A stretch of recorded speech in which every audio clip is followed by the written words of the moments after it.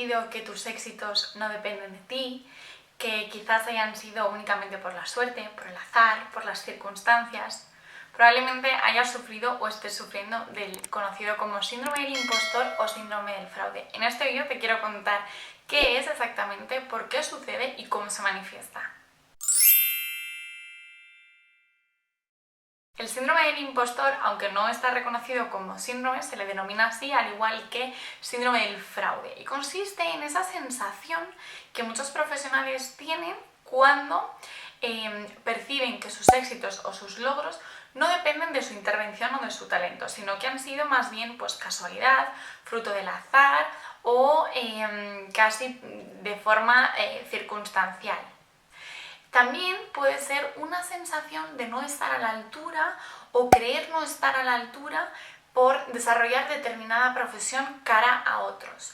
Este último caso es muy común en las personas que se dedican a ayudar a otras personas, ¿no? Es muy característico pues, de los médicos, de los psicólogos, incluso de los coaches, que hay muchas veces que por pedir ayuda o por necesitar ellos ayuda personal, sienten que eso les invalida o les incapacita para poder hacer bien su trabajo, porque piensan que van a ser percibidos como que si ellos no han sabido ayudarse a ellos mismos, ¿cómo les van a tomar en serio? El síndrome del impostor, además, se podría decir que es justo el efecto contrario o la antítesis del efecto conocido como Dunning-Kruger. ¿Qué es el efecto Dunning-Kruger? Bueno, es esa persona que digamos es incompetente en determinada materia, pero que no se sabe incompetente, ¿no? Es esa persona que desconoce algo y cree que sí que conoce, ¿no? Entonces, la diferencia entre el impostor y el efecto Dunning-Kruger sería que en Dunning-Kruger la persona percibe que tiene una habilidad cuando en realidad no la tiene, mientras que el impostor, la persona sí tiene esa habilidad, pero percibe que no la tiene. Estas dos vertientes del síndrome del impostor, también conocido como síndrome del fraude, conllevan una serie de comportamientos que, aunque puedan parecer que está relacionado con la baja autoestima o la falta de confianza, no tiene absolutamente nada que ver con eso. Se suele parecer un poquito más el síndrome del impostor a ese pesimismo defensivo. ¿Qué es el pesimismo defensivo? Es cuando tú te vas a enfrentar a una circunstancia nueva o a algo que desconoces, ir ya con la predisposición de que va a salir mal como autodefensa para que en caso de que salga mal, pues oye, yo ya lo sabía, ¿no? Es esa baja expectativa, es ese miedo al fracaso y es esa falta de creer en las capacidades o las habilidades de uno. Este síndrome, aunque no está reconocido y ser algo que de por sí suena como muy personal o una sensación muy interna, surge en contextos externos. ¿Qué significa esto? Pues que surge de una comparación. Es muy común en los lugares de trabajo cuando pues ves a un compañero que ha hecho bien algo y le dices, oye, qué suerte, qué bien que has hecho esto, que has conseguido esto otro, y te dice que no, que ha sido pues porque le cae bien al jefe, que no se lo merece, y esa persona de repente tiene como miedos a ser descubierta o a que sepan que en realidad no sabe hacer eso por lo que ha sido reconocido. Entonces, aunque es una sensación muy interna, se despierta en contextos de comparación.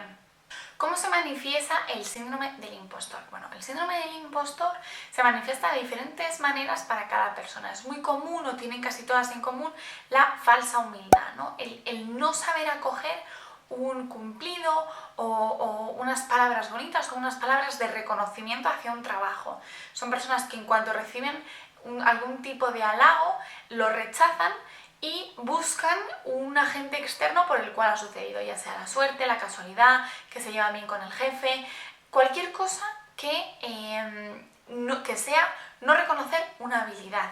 El motivo por el que no aceptan esos halagos es porque consideran que no se los merecen, tienen una sensación de no merecimiento detrás de ellos. No es porque quieran quedar bien o no es porque sean humildes, sino porque sienten que no les corresponden, que no tienen nada que ver con ellos, que ellos realmente no han intervenido, sino que las cosas se dieron de casualidad.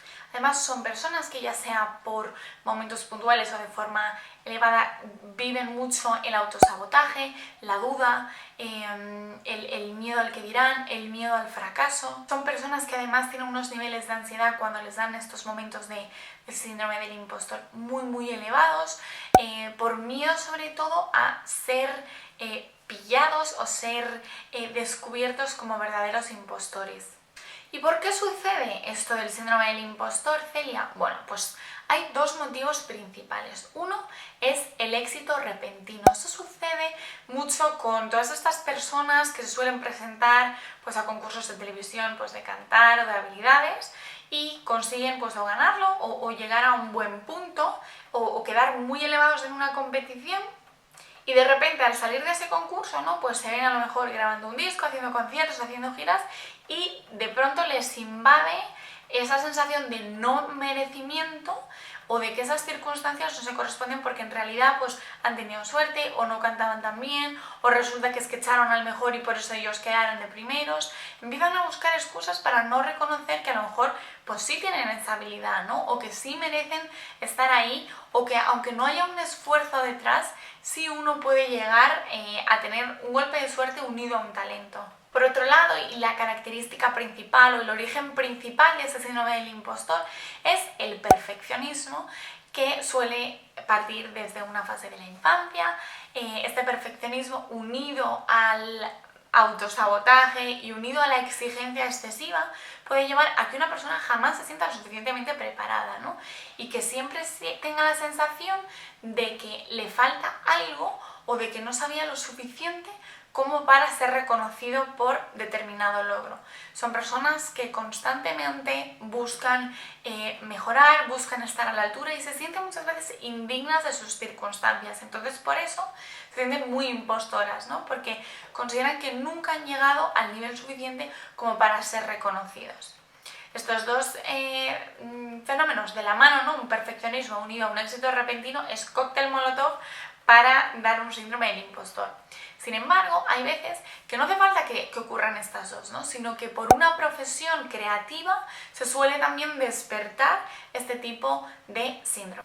Es muy común, por ejemplo, que le ocurra, como decía antes, por un lado a personas que ayudan a otros porque sienten que tienen esa responsabilidad de saber guiar al otro y de tener que estar un poco desde la capacidad de llevar al punto al que quiere llegar. Y por otro lado están todas estas profesiones creativas, como pueden ser escritores, actores, cantantes, donde el síndrome del impostor se suele acrecentar muchísimo, suele llegar a unos niveles muy elevados precisamente porque sienten que a lo mejor pues el libro que han escrito no es lo suficientemente bueno, o que han tenido suerte, o que justo el por el que se hicieron famosos pues no es el que más tiempo le dedicaron. Entonces suelen ser profesiones que suelen estar muy relacionadas con el síndrome del impostor. Hasta hace no mucho también se creía que las mujeres eran más propensas a este síndrome, pero bueno, parece que estudios recientes confirman que esto es más una percepción o una sensación, porque es verdad que las mujeres suelen estar más acostumbradas a no aceptar los halagos, ¿no? O a no ser tan reconocidas profesionalmente. Dime en los comentarios qué te ha parecido este vídeo, si alguna vez has sufrido del síndrome del impostor, yo desde luego que sí, y si te gustaría quizás otro vídeo hablando, por ejemplo, justo de lo contrario, que es el efecto Dunning-Kruger. Si es así, pónmelo y nos vemos muy pronto.